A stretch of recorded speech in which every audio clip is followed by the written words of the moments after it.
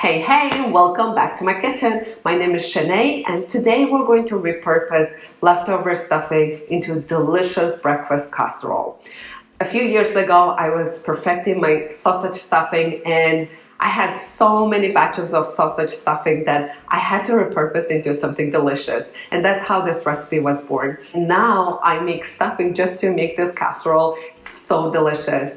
And because stuffing has so much flavor already, we don't need to add too much into it. That's why this recipe only requires 4 simple ingredients, super flexible, super customizable, and it feeds a crowd. This is a perfect holiday breakfast or brunch dish. Everybody will love it. You can use any kind of stuffing here, but I prefer sausage stuffings. It just makes heartier casserole. Also, this is the perfect make-ahead breakfast casserole, and there are 2 ways you can prepare it.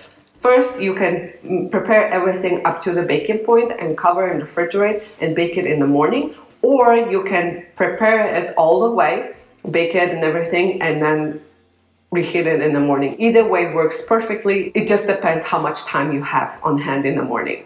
And without further ado, let's get cooking. Spray a large baking pan with a cooking spray.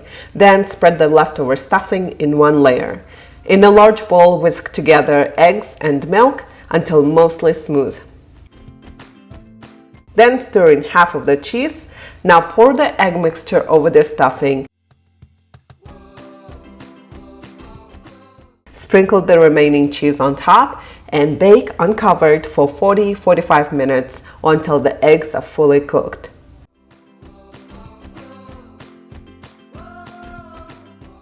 Enjoy!